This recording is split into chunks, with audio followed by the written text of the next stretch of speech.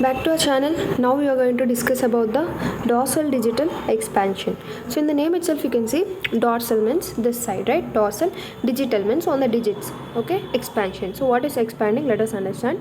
So the dorsal digital expansion is also called as extensor expansion.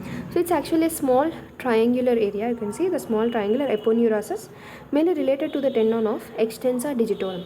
You know the extensor digitorum is actually a superficial muscle of your posterior compartment of your forearm, right?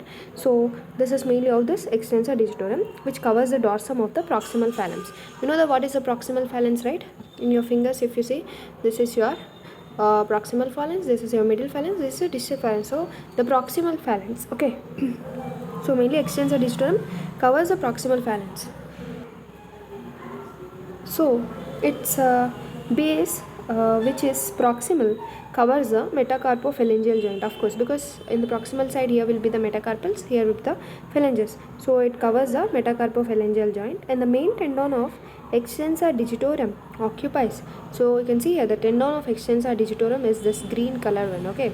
So the main tendon of extensor digitorum occupies the central part of extension, right? So and it is separated from metacarpophalangeal joint by means of bursa. So there will be some bursa which will be dividing the central part of extension from the metacarpophalangeals, means from the metacarpals to the phalanges, okay. First we'll understand the diagram. You can see this is the medial side of the diagram, this is the lateral side. So lateral side is nothing but your thumb side, medial side means little finger side. So here will be the second lumbrical, here will be the second dorsal interosseous, and here will be the third dorsal interosseous. And this is an extensor expansion, and this is a dorsum base of middle phalanx, okay. This is a dorsum base of distal phalanx, okay. This is a proximal phalanx, this is a distal phalanx, okay. So now we understood diagram. Now let us see the posterior lateral corners, means this side, the posterior lateral corners of the extensor expansion. You can see here this extensor expansion are joined by means of tendons of interossea. You can see different tendons of interossea, right? And of lumbrical muscles, yes, we know this. So the corners are attached to deep transverse metacarpal ligament. In turn, these are attached to the deep transverse metacarpal ligament, okay. So the points of attachment of interossea, proximal and lumbricals distal, are often called wing tendons. If you see, the interossea are attached proximally, interossea are proximal, whereas this lumbricals are distal, and this arrangement is called as wing tendons, okay. So this is called as wing tendons. Now let us see near the proximal interphalangeal joint. So the thing which you need to understand is they are saying interosseous. This interosseous are attached to the proximal phalanx, whereas the lumbricals are attached to the distal phalanx, okay. That is important to understand. And near the proximal phalanx, here near the proximal interphalangeal joint, especially here, the extensor tendon divides into a central slip. You can see here this is a central slip, okay. It is divided into a central slip and two collateral slips. These are the two collateral lips on the sides, okay. So the central slip is joined by some fibers from margins of expansion. What they are saying, the central slip is joined by some fibers from margins of expansion, okay. So some fibers will attach here, and this crosses the proximal interphalangeal joint and is inserted on dorsum of base of middle phalanx, dorsum of base of middle phalanx, okay. So the two collateral slips are joined by remaining thick margin of extensor expansion, okay. So they then join each other and are inserted on dorsum of base of distal phalanx. So what they are saying, the central one will continue as the dorsum of base of middle phalanx, okay, but the lateral two collaterals ones are there, they will join with this extensor expansion, and they in turn form the dorsum of base of distal phalanx, okay. So this is how the base of middle phalanx and the distal phalanx on the dorsum of your finger are formed by means of this tendon of extensor digitorum, okay. So next at metacarpophalangeal, here at metacarpophalangeal and interphalangeal joints, the extensor expansion forms the dorsal part of fibrous capsule of joint. So this extensor expansion is forming dorsal, means back of it, okay. So they are forming dorsal part of fibrous capsule of joints. Next, coming to the retinacular ligaments, also called as link ligaments. They extend from side of proximal phalanx, from the side of proximal phalanx, and form its fibrous flexor sheath to the margins of the extensor expansion to reach the base of distal distal phalanx. Actually, on the sides you will get the fibrous flexor sheet. If you see my before video on fibrous flexor sheet, you will understand. They will in turn go and attach to the dorsum of base of distal phalanx. Okay, that is important, not proximal phalanx. They will attach to the distal phalanx. Okay, so next we will discuss.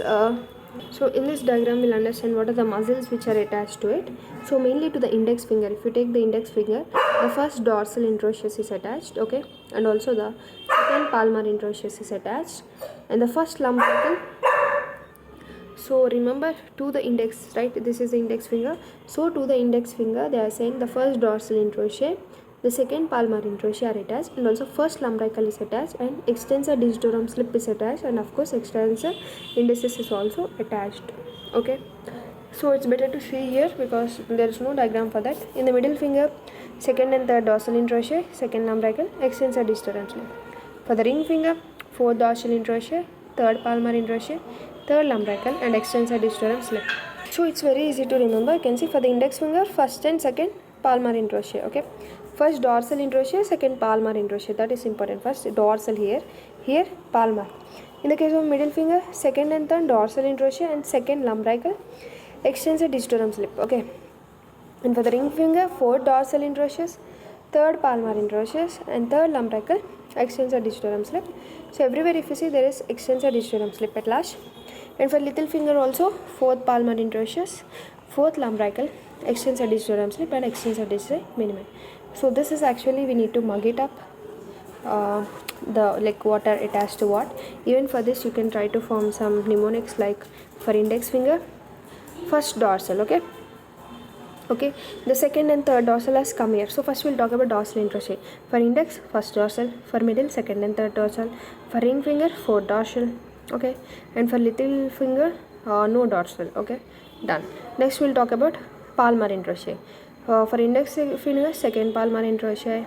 Okay, and for middle finger, you don't have palmar interossea. For ring finger, there is third palmar interossea. For little finger, there is fourth palmar interossea. So one thing we need to write here, dorsal, okay, is absent in little finger.